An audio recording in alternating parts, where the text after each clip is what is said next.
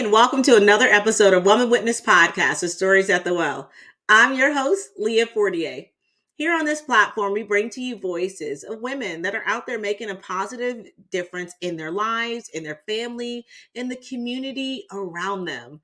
Today, I'm so excited to talk to our guest today. We're going to talk about a sensitive subject. So I want you all to lean in. I want you to open your ears, open your heart, and that way we can all grow and learn and work together on tackling an issue that really needs to be spoken about. So today we are speaking with Miss Leah Forney, a 9-time published author, a professional speaker, and a sexual assault thriver turned advocate and activist. She spent the last decade empowering schools, colleges, and organizations to effectively address sexual assault while creating a safe, supported, and inclusive learning workplace environment to all. Leah believes that her story is one of finding oneself and God's love in the midst of trauma and learning to love oneself again while reclaiming our mind, body, soul, and the ability to reclaim those who are lost and set those who are in captive free. I am so excited to introduce to you my guest today, Miss Leah Forney. Hey, Leah, welcome to the Well Girl. Thank you for having me, Leah. I'm excited to be here. Well, I'm so excited that you are here to talk about such a sensitive subject. And I love the fact that you create an environment to address this topic and you make it a safe environment. So I want to Yes. just start by just giving you the floor. Tell us a little bit about yourself. Who are you and how did your journey of turning your pain into power get started? Yeah, that's such a good question and such a loaded one all at the same time. Yes, So it is. I'm Leah M. Forney. I always tell people my backstory is that I'm the daughter of two addicts. So both Mm, my parents battled with addiction and were incarcerated majority of my life. And so I grew up being raised by my mom's mother and my aunt, and dealing with abandonment and rejection and feeling like, why did I have to be the different person, right? right. The odd one out amongst all Yeah. my friends. And so my journey started with childhood trauma, and it started with abandonment and rejection and kind of finding love in all the wrong places. And so working through that, as a young kid, I really struggled to fit in. I struggled to feel seen. I struggled to feel heard and validated. And Yeah. so I found myself, chasing after men, who didn't really want me, but Yeah. also found myself having sex with individuals, just for the sake of having sex with individuals, Yeah. again, trying to fill a void. And so my journey into sexual trauma education and the work that I currently do started because I was sexually assaulted in 2013. And so when I got Mm, sexually assaulted January 27, 2013, a few days before my birthday, my life changed. Like mm, literally changed. I mm, had met my perpetrator when I moved to the mm. state of North Carolina. I was there probably about a year and a half before I was sexually assaulted. So still fairly new. Right. And we met at a car rental place. I was trying to rent a car because my hoopty Mhm, just wasn't mhm, working. mhm. So when that was unsuccessful, I ended up meeting him, and he drove me home, which is how he learned where I live. And so on the Where you ride live. home, he kind of asked me if he could take me on a date. And I was new to the city, so I was like, Right. sure, why not? I Right. went on one date with the guy, and immediately something in me was just like, he's Some ain't he's right. not someone I want to be right. Like he's not someone I want to be connected to. So I cut him Right. off. And Mm, so little did I know, after that, he started stalking me. And so if you know anything about the South and you know anything about like the southern towns, like you can mm, get anywhere in like 10 to 15 minutes driving, right? mm. So it was Right. almost like everywhere I was, he would pop up in like the weirdest times in the weirdest places. And so on the Mm, day that he sexually assaulted me, I was actually home in my apartment waiting on a friend of mm, mine to pick me up for church. And mm, I got a phone call that a loved one of mine had passed away. And so I was Mm. very distraught and I was Right. in a vulnerable place. And as soon as I Yeah. got off the call with him, my perpetrator called and he could hear it. He could hear me being vulnerable. And so he offered to like come over and console me. And against my better judgment, I said yes. And Mhm. that moment he came, little did I know he was already sitting outside my apartment. And when he came over, what was supposed to be him consoling me turned into him berating me about how I rejected him. And so I knew in that moment, I was like, okay, something ain't This is right. scary. Something's Right. getting ready to happen. Mhm. I don't know what. Like, it was something in me that was like, girl, you Right. in danger. Yeah. Like, Yeah. you need to get up out of here. You in danger. Yeah. And so I asked him to leave. I asked him 3 times to leave. And on the third time, I thought he was going to leave. And that's when he grabbed me and proceeded to rape me. Oh And I think what probably lasted a few minutes felt like an eternity to me. And my. he Right. raped me and he left. And the first thing I did, which I know not to do, is I went and got in the shower.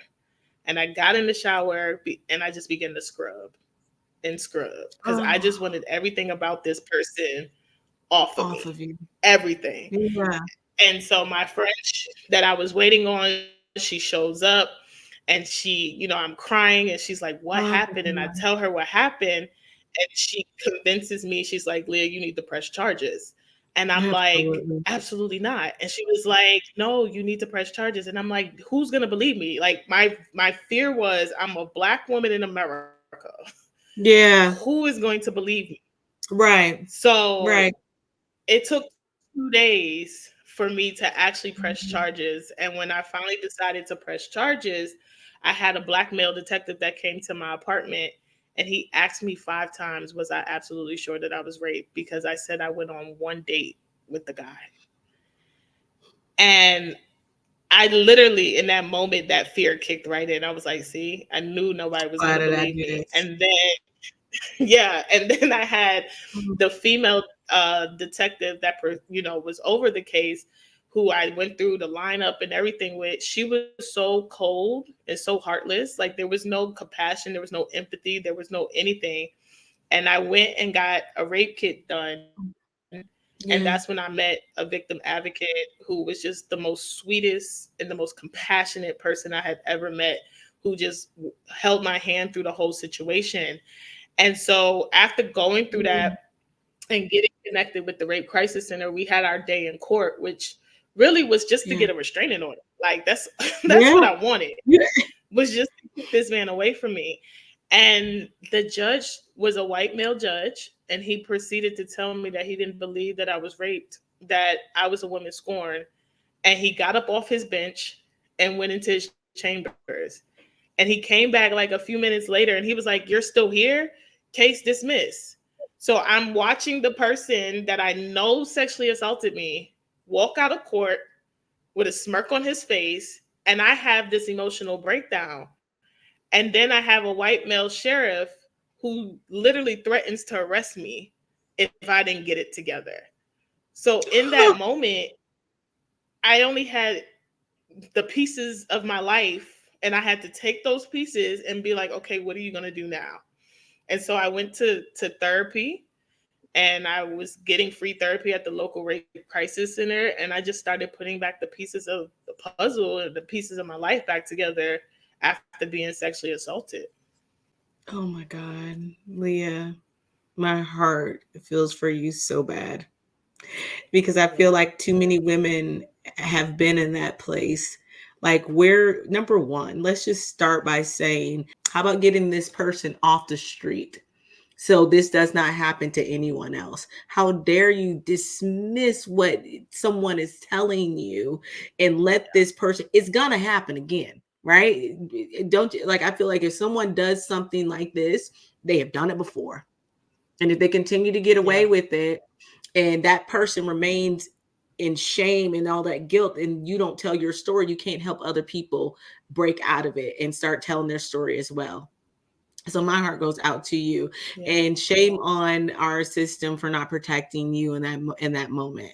And I'm so proud of you that you are coming out and that you are making a way, blazing a path for other women to follow.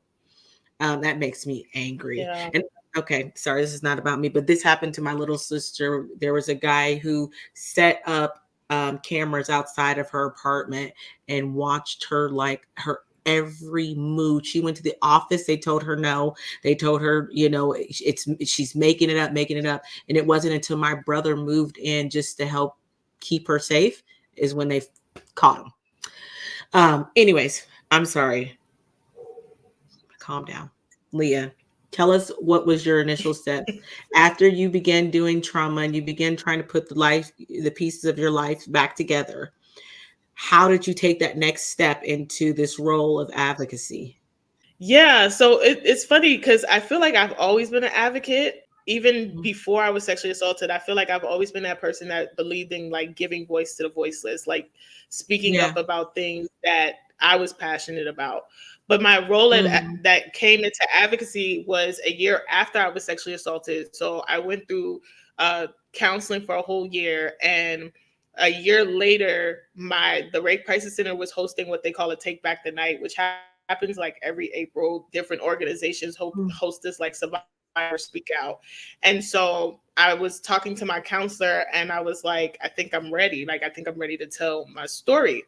And so, she felt like I was ready to publicly talk about it. And so I started speaking out publicly at that Take Back the Night. And it was such a beautiful event because my spiritual parents, who were with me on the journey, they showed up and was right there in the audience supporting me as I talked about being sexually assaulted for the very first time publicly. And so from Yeah. there, I just kind of continued telling my story in like various ways on different platforms. But the advocacy kicked in about probably 9 years after my sexual assault because June of Really? 2020. Yeah, so June 2022, and this is the part that always blows people's mind. June of 2022, I get a phone call from the very same police department who did not believe me, telling me 9 years later that they finally tested my rape kit and that they had a DNA match and they wanted to know what would I like to do. And I remember getting that Huh? phone call and being like, well, one, you always had his DNA because I didn't lie. Like I never lied about being raped. Right. But two, I was so annoyed that it took them 9 years to test my kit. And so I began to ask them questions about why did it Why? take so long? And what I discovered was that 9 years ago, the law at the time was that if you knew your perpetrator, they didn't test kits. And so I'm telling the detective that I'm on the phone with, I said, well, that's dumb because we know statistically that about 58% of survivors Oh know my God. their No, perpetrator. absolutely. Like, so 100%. that is It, dumb. And yeah. so they started calling it a cold case and they were like, oh, do you want us to move forward with investigation and prosecution? And I'll be Yeah. honest, Leah, I was like, it's 9 years later. Like, my life is in a good place. Like, what are we doing? Right. Right. So I Don't bring me started back. praying. Yeah, I started praying and I started asking God. I said, okay, God, if I got to relive this moment in time, how do I do it bigger than me? Because if it took 9 years for me, I can only imagine how many people are waiting. And Yeah. so he had me reach out to one of my dear friends, my girl Mia, that lives in Detroit. And Mia does gun violence advocacy because her son was Mhm. gunned down. And so she said to me, she said, Leah, start partnering with organizations that are already doing the work because they're oftentimes missing the voice of the survivor. And so I Uh-huh. did. I started reaching out to different organizations, and one of the federally recognized coalitions reached back out and was like, absolutely, we would love to talk to you. And so we started partnering together, and I've been blessed to be able to train law enforcement and attorney generals and victim advocates about the impact that sexual assault has. But it started with getting that phone call because at that time I didn't even know that in the United States of America, we have a backlog of untested rape kits. That literally there's over 100,000 untested rape kits throughout the United States of America. And so That's learning and educating, I was like, okay, I got to take this advocacy to another level. And so, but it came because 9 years later, I get a phone call saying, we just finally tested your kit. unbelievable. So, yeah. That is unbelievable, Leah. That makes me so sad. And Yeah. I'm so glad that you decided to move forward because you're right. And isn't it funny how God does things and you're like, I'm good. Like, why didn't you answer my prayers before? Here you 9 years Yeah. later, now we're talking about it. But I want to ask you, do you think that you were ready 9 years ago to take it to this level? Absolutely not. I tell people all the time, like the work that I've been called to do, if God or anyone would have said to me 9 years ago, hey, you're going to be doing this and you're going to be doing it on a bigger, I would have been like, you're lying because nobody's doing Yes. all of that. I Right. always tell people, like, if I had a choice in really Uh-huh. my life's mission, I would never Yeah. talk about my sexual trauma ever. But it's what Yeah. I'm called to do. It's Yeah. so I can't escape it. I tried. I ain't gonna lie to you, Leah. Listen. I was like, let's talk Not about this other one. things, but Right. it just keeps coming back to this work. And so, and every time I do, I'm Mm. reminded of just how necessary the work that I do is so needed, and how many survivors I've connected with that is like, thank you. Thank you for giving me a voice, Right. because I never Right. had the courage to speak up. I never had the courage to tell anybody that it happened to me. And so that's Yeah. why I do it for Right. them. Right. I want to ask you the life after. You went through your 9 years, right? And how important is it to find coping mechanisms and strategies to deal with that trauma? And when did you realize that, you know what, I have to deal with this as far as the aftermath of what I dealt with? First, I would say it's very important. I'm grateful that I kind of started therapy early. So, like, Yeah. after I did my rape kit, I was connected to the Rape Crisis Center. I probably started therapy like maybe a week after. I really hit the ground running on, like, okay, we need to pick up the pieces of my life and put it together. And so it's very important to seek help, to seek support, especially after sexual trauma. I Mhm. highly recommend professional help. Like, Yeah. there's nothing wrong with going to sit on somebody's couch to help you make sense of it. I think Mhm. what really was the catalyst too was that I was so angry. Like, I remember the moment that I literally pulled up at the my perpetrator's job, which was the rental car place that I met him at, and I had a butcher knife in my car. Like, I wanted to Mm. go and hurt him. And my best Yeah. friend was on the phone and he was literally talking me down off the ledge. He was like, Leah, it's not worth it. He's not worth Mm. it. Don't do it. Because I was so angry that Yeah. this person just got away scot free.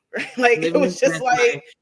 right. It was like, Mm. all right, if I can't get justice from the criminal justice system, street justice. I'm from Brooklyn, New York. Okay. Okay. There's no Like way. we Yeah. gonna figure out another way. And so it was in that moment really that I had to make that decision of like, are you gonna let this define you, or are you gonna redefine it? And for some Mhm. time, it was defining me because my rape happened 3 days before my birthday. So for a very long time, I That's couldn't so even celebrate my birthday because yeah. it was like this dark cloud. And so therapy really helped me to not only heal, but also to really redefine that trauma. And so I tell people all the time, January 27th is now my rebirth day because it kicks off my birthday. And it's a moment Yeah. in time that I've taken my power back. And I'm like, you Yeah. don't get to have that part of me anymore. But I'm grateful that I did it early because so many victims and survivors never go and talk to someone. And that's something Yeah. I always encourage. It's like, go and Yeah. talk to someone. I've encountered so many that have waited 10, 20, 30 years to finally say, This I've been happened. sexually assaulted, right? And it's like, that's a Mm. long time to be silenced. That's a long What is the time. biggest fear, Leah? What is the biggest fear that you feel that people battle? Not being believed, or what is that biggest fear that you Yeah. think that's holding them back? It's really not being believed. It's especially in cases where it's childhood, right? So like if Okay. somebody in their family touched them, right? That Mhm. or an Mhm. uncle or an aunt, Mhm. it's I'm not, who's gonna believe me Yeah. again? And it's even a bit that fear is even 10 times bigger when you're a person of color because you Yeah. already are like reminded that one, you're a woman or a man, then Yeah. you're a person of color, you Yep. live in a country and a society that deems you less than anyway. Yeah. So you don't Yeah. want to go and tell anybody because immediately it's like, ain't nobody touch you, right? Right. Or it's like swept under the rug. And so I've Yep. heard that so much from so many survivors where they're like, I never spoke up because nobody was going to Mm. believe me. Right. Right. And I think a lot, especially I'm glad you mentioned that for, families, a lot of people, a lot of us who grew up, right, in a household where you say, whatever happens in this house, stay in this house, right? And then I feel like a lot of there's this stereotype or what people love to say, oh, you just fast. Go sit your, you shouldn't have been wearing Yeah. this. And these are things that I know I'm, having my own abuse that I had, endured as a child and carrying that with you. You feel like, okay, maybe did I, you battle with those. Am I dressing inappropriately? Am I, Yeah. moving in a way that, and these are things that keep these women bound for so long. And my God, I'm so glad that you're talking to young. Are you talking to youth as well? Yeah. Yeah, I'm so glad I you. I definitely talk to youth. I'm a big advocate for early intervention. I tell people I got 10 and 11-year-olds, and then I'm an aunt of 12. So like from the Yeah. youngest to the oldest, they get the Yeah. lecture. They know. My Yeah. nieces and nephews know. Like Yeah. Auntie Lee gonna come and she gonna give us this comprehensive Yes. education. And I really do it because I want them to feel safe. I want them Safe. to be knowledgeable, right? Like, Right. I don't want them to walk around in this world fearing that something will happen, but I Yes. want them to have the knowledge of like, this is what you need to look out for. This is what you need to Yeah. do if something does happen. You Right. need to know that you can talk to me. And I even say to like my friends who have kids, like, create that safe space for your children, right? Like, really 100%. educate them. And I always tell them, use proper language. Like, stop telling your daughter her vagina is called a cookie. That is not what it's called. Sorry. Like, call it what it Yes. is. And I Yes. tell them that because I'm like, predators know that you're calling it that. And Yeah. they'll use that. And you'll forget as a parent that you've told someone or you've told your child that it's a cookie. And the whole time she's trying to tell You're you right. someone didn't touch the cookie or tasted the Yeah. cookie, Yeah. and you're not putting it together. And we see these cases often of how many young Mm. kids go years being molested and Mm. don't nobody know because they didn't They have don't the know how. proper language of how to be able to tell their parent they've been touched. Oh We my got to do better. God. You know what? You're so right. And I want to see, this is the reason why I wrote my first book. The first book I wrote was A Little Boy and Little Girl's Treasure Chest because I wanted to be able to talk to my children about Yeah. how to have conversations if someone touches your treasure. But I Yeah. still break it down as what that treasure is. It's you, it's your body, it's your Yeah. personal space, and it's okay. So I agree a lot with you, Leah, that it is conversation that we need to be having with our kids. You have to talk to your kids in order for them to feel safe to talk to you. And I love the Yeah. fact that that's what you are doing. You're creating. So do you do parenting classes as well? Do you talk to parents? I don't do parenting classes. I'm open to them if a parent ever wants me to give them some advice. But I do sit on a lot of advisory boards. And so a lot of Mm. colleges ask me to be a part of their advisory boards where I help them Mm. create the messaging to have these conversations and help parents have these conversations. So I'm always blessed. I'm blessed to be able to do that because I think, Okay. especially in communities of color, like, we dance around the sex talk. We We dance do. around the sexual health conversation We're either Mm-hmm. demonizing it, especially if you come up in a Christian background, like you were probably demonized, like sex is a horrible thing and you should never, ever, Yes. ever do it, right? Right. So like you get the Yeah. fear-based approach, right? Yep. Or you just don't Yep. talk about it at all. Like I always tell people, I didn't have a sex education like conversation. My Yeah. caregivers literally were like, kissing leads to other things, don't kiss. Yeah. I'm Okay. like, what? Like, and I tell What people happened? all the time, you tell a hormonal 13, 14-year-old kissing Right. leads to other things, don't kiss. Right. What do you think they're about to go figure out? What those What other it things are. right, what it leads to, right? So I'm like, we have to stop the fear-based approach. We have to stop You're right. demonizing it. And we just have to give our kids comprehensive sex ed. And I tell people, stop waiting on the schools to do it.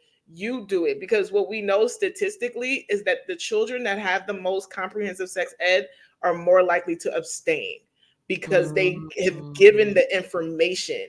I am the mom, and my significant other, he says it all the time. He's like, you're the mama bear in that department, because I would rather our children know and make an Then that. informed decision than to go out in the Yeah. world and their friends start telling them stuff and Yeah. they're hearing stuff in the classrooms and they're Oh, hearing yeah. stuff in the hallway. No, mommy wants to tell you, Yep. and I'm going to give 100%. it to you so that you can make an informed decision. And with the hopes that, guess what, when you're ready to make that decision, you're going to come talk to mommy. You're going to come talk Yeah. to daddy, and we're going to support you in that. And I think Yeah. when we do it that way, we can literally make it so much easier for our kids. Because right now, they're learning from the world. Oh, They're yeah. learning from the sexy reds of the world. And they're like, they're learning from the Well, world. So that is a whole nother conversation. Like, look, how much time we got? But you're right. seriously. You're definitely right. You're 100% right. That is where they learn, And if you think about when well, I don't know your age, but I'll tell my own age. When I was younger, we didn't have social media like that. Nope. You couldn't just no, you had to like have BET or MTV or somebody to watch videos and things of such, or go get one of the magazines, the Ebony magazine Yeah. where all everybody Yep. dressing all cute and stuff. But we didn't have access to things that our kids have access to now. So you kind of look at that and you realize, and I completely agree with you, that we do have to have these conversations with our kids. I want Yeah. to ask you, I heard you say, I heard you mention faith. How did your faith play a role in your healing process? Can you share like some specific instances where you felt that God's presence helped you throughout this journey, kind of pulled you through? Yeah, my faith is a huge, huge factor in my healing process. I tell people all the time, I would be nothing without my relationship with God. For me, He just provided me with that peace that passes all understanding. Like, there were moments on my journey where I just didn't understand, like, why? Like, Yeah. why did I have to experience what I had experienced? And it wasn't until later on where God really helped me to understand that this was an assignment that I kind of agreed to before I was born. Mm, Like, we had this conversation way before I mm. even said, I'm here on January 30th, 87. Like, me and Yeah. God had Yeah. this conversation. And Yeah. so once I really understood that this was my assignment, my kingdom mandate, that changed it Mm, for me, because I stopped looking at it as, oh, this is a period in my life that I just don't want to talk about. And I started realizing that God had purposely and intentionally mm. gave me this mandate to be that voice to so many people that do not feel like they have the courage yet to speak up, and to show them that not only is there life after sexual abuse, because there is, but you really can turn your pain into power, and really turning your pain into power. And it's funny because I used to say, turn your pain into purpose. And one day Yeah. the Holy Spirit said to me, you are purpose. You were created with a purpose, on purpose. So you're not turning your pain into purpose, because purpose is you. You're turning it into power, because you're showing a people and you're showing a world that you can take something so traumatic, so devastating, and you can rework that thing in your favor. And so that's what really turning pain into power has been for me. It's learning Yeah. how to take those moments in time that are so hurtful and so painful and rework that thing I into see. something so powerful. So I have to give him the I credit because I see. know it was him that I got me through see. it. I see that. I love that. I love that. I seen you have pain and power, but I see. I love that. I love how you broke that down, and you're absolutely right. We are purpose. Yeah. All we just need is that little bit of power. Let me ask you, going through that faith role, because it wasn't for me. It wasn't until I decided that I was going to bring back my relationship with God, and He revealed to me the power of being able to forgive that Mm. person and move forward. And it sounds easier said than done. I need God. you to talk to us. How do we forgive, and how important is it for us to forgive in order to move in our power? Listen, let me tell you, forgiveness is key, right? But the thing that I have learned about forgiveness is that it's two part. First, you have to forgive yourself, right? And Mm-hmm. so in my journey, I had to really forgive Leah for allowing this person into my space, for not trusting my Mm-hmm. gut fully when it was saying, leave this individual alone, right? Mm-hmm. For Yeah. going against the notion of like, you probably shouldn't let them in the house, right? Like I had to work through that in therapy to really get to a place to forgive myself.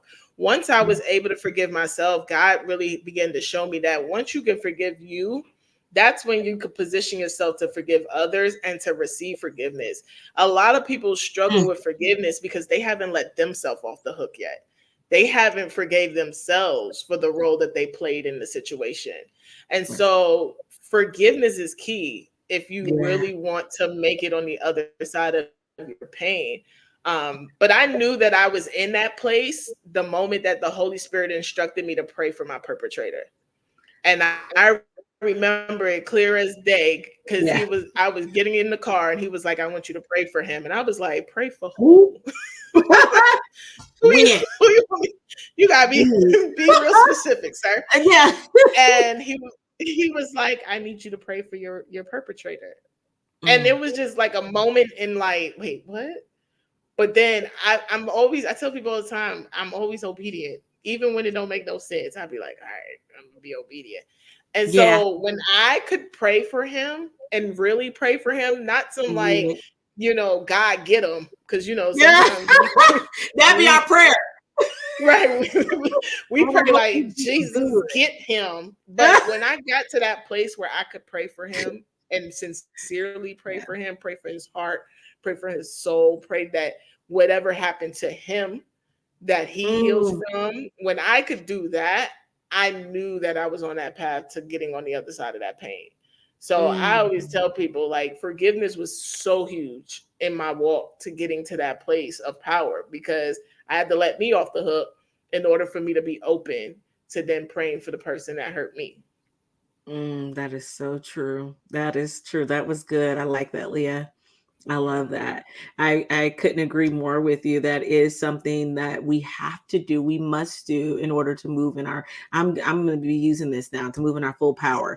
We Yeah. do because we can't have hate in our heart because when there's hate in our heart, there's a blockage, and Yeah. it doesn't matter how justified we are in feeling the way that we feel. We have to let that go. We have to give it to God, forgive ourselves first, like you said, Leah, and then Yeah. be able to forgive them, that person, that Yeah. situation, so you can move forward, so God can bless other people through you. Yeah, because I it's like not it. about them either. It's No. really about you. And that's what Yeah. people don't understand. Like, I've had to learn that forgiveness will have you stuck. Yeah. Unforgiveness will have you stuck because Hmm. you're not able to move forward. You're not able to really open up your heart to the things that God really has in store for you. You can't receive because, like you said, it's a blockage. So Yeah. you'll be praying, you'll be like, God, I want this amazing life. I want to love again. I want all this and that. And he want to give it to you, but he's like, I can't because you've blocked it with unforgiveness. And so when you realize that the forgiveness is more for you than it is anybody else, because the truth of the matter is, some people will never admit their stuff. One thing Yeah. I had to learn in forgiveness was that you got to accept the apology you'll never get. Some people Mm, ain't never going to say never. sorry. And here Yeah. you are stuck because you're sitting here like, I'm waiting for my mama to own her stuff. I'm waiting for my daddy. I'm Yeah. waiting for this person Yeah. and that person. But you're Never stuck happened. and they're living their life. And the only way you can get out of that is by accepting the apology you'll never get and forgiving. Because truly, and I tell people all the time, acceptance is, and this is what I've learned, it is just accepting the reality of what is. That's That's true. all it is. It's me coming to the point of saying, you know what? My mom and This is dad did it. the best that they could with what they knew how. It didn't it Yeah. didn't it didn't help me, but Right. hey, this is what it that's what it is. Like That's when it. you can really say Yeah. this what it is. And I can't Yeah. change it. There's no going back. I can only Yeah. move forward. That is Yeah. when you really start to cross over into that power piece where you literally recognize like I'm on the other side of this and it no longer can hurt me. I like that, Leah. You are so right about that. Accepting the apology that you will probably never get. Everybody needs to put a pin right there. Okay. Mic Put a drop. pin right there. Okay. I want to ask you, as we're coming to a close, and I didn't get through half of this, but that's fine. I want you to tell us where we can find these books at. Where and what will Yeah. we find in these books? Yeah. So all my books are on Amazon. If you just put in Leah M. Forney, you can find all my books on Amazon. I will tell people my first 8 books were all Mhm. about healing, from healing my mother wounds and my battle with loving and hating my mom all at the same time. I talk Mm, about my sexual trauma. I mm, talk about my abandonment and my rejection issues. My first 8 books really takes you on a journey of what healing and my healing yeah, journey has looked like. My 8th book, I titled it Born to be Unbound because that was the book that really I learned this freedom that God has given us, which is that you're unbound. Like you yeah. don't have to live in bondage. You don't have to Mm, be a victim of circumstances. You literally have the freedom to move and be and do and be who you are called to be. And so yeah, my first 8 books really takes you on that journey of like how I went from broken. I always tell people I went from broken, busted, broken, disgusted. Like that's yes. just that's to the woman that people get to see today. And then my 9th book that just came out in January is a little different because people get the CEO Leah, the Leah that Okay. learned how to Yeah. master the art of pitching. And so I wrote a book called Boss Women Pitch, and BOSS is spelled BAWSE. It's an Yeah. acronym for bold, ambitious women seeking exposure. Yeah. And I had so many people ask me, Leah, how have you been able to get so many media opportunities? Like you've been featured over 200 times in the media. How have you done it? And so God gave me, the instruction to write that book for women entrepreneurs who just want to get some more exposure, who want to be more visible. And so I literally give you the 9 steps I took back in 2017 when I was a first time published author and don't nobody knew my name to Mhm. now and what I did. And so I always tell women I love it. entrepreneurs, if you want more visibility, that is the book for you. Like go check it out. So that you can find all my books right on Amazon. I'm finding it interesting. I'm sorry, my brain works like this. You did 9 steps, and it took 9 years for them to come back and give you your acknowledgement, Yeah. give you the results that you really needed to be set free. Yeah. Was there Because any 9 outcome on the is the 9 steps? number. No, because 9 is the number of divine completion. Oh, oh, so it gets deeper. Very Yeah. interesting. Very interesting, Leah. Yeah. Boy, God works. Very okay. Wow. Now my brain is going a million miles per hour. I see it. I like Yep. it. I like it. And you wrote 9 books. Okay. All right. Leave it alone, Leah. Leave it alone. Not today. We don't have time. Okay. I love it. Give us your website. Where can we find you? Yeah. So I always tell people my Social. website is www.leahmforney.com. I'm on every social media as Leah M. Forney. You cannot miss it. And then I always tell people I have a podcast too. It's called Hey Queen Thrive. Check it Yeah. out. We have new episodes every Thursday. Currently in our fourth season, so we're about to Yes, go into Leah. season 5. So yeah, definitely check it Yeah. out. Okay, well, I will definitely leave all the information in the description below so you can follow Leah, get in touch with her, get these books. I know I'm getting that the boss move to say one more time. Boss Boss, Women Pitch. boss women pitch. We need this. Come on. I love when we give back. We don't, I love the fact you're not a gatekeeper. You are opening the door wide open for Yeah, every woman to start moving through. It's in the book. yeah, So we got to pick it's it in the up. We book. got to support you. Okay, Leah, before I let you out of here, I can't let you go that easily. I need you to leave us with something to take with us throughout the week, something to just get us up, get us moving. I'm already pumped, but give us a little bit Mm, more. I love it. So I would say the thing that I'm feeling and it's on my heart is embrace the journey to joy. In your journey, there is joy. No matter what it is that you're experiencing, no matter what you have experienced, there God promised you joy. And so embrace your journey to joy. I like that. I love that, Leah. Embrace your journey to joy. And if I can just talk, just say this journey. Sometimes we always want it instantly. And we're like, Yeah. Lord, this is not what you said. But if He Hmm. showed you the end picture and it is joy, just It's know joy. that you are on your way. Leah, I Yeah. love you. If you don't write that in a book, I might. Anyways, okay, I will do. Okay. Anyways, Leah, thank you so much for coming, pouring Thank at this well. you. I am pumped up, and I just hope a lot of people are set free right Yeah. now. Whatever it is that you are feeling after listening to this, do it. Yeah. Something really bad, then don't do that. But do it. Move in your power. Move in your power. Yes. Don't be stuck. Pick up the phone, call a counselor, call someone, get some of these books if you want to work by yourself and start that healing process. Mhm. Whatever it is that God is talking to you about doing right now, do it. Yeah. Do it. You are set free. Okay, I'm Yes. done. Guys, I want to thank you so much for tuning in to another episode of Woman Witness Podcast of Stories at the Well. Thank you, Leah, for being my special. I appreciate you. I will put all her information in the description below. Like, follow, share with a friend, family member, sister, anyone who needs to be set free. They are no longer allowed to live in bondage anymore after listening to this. I just can't. I can't. Leah can't. We can't. You are set free. Okay. All right.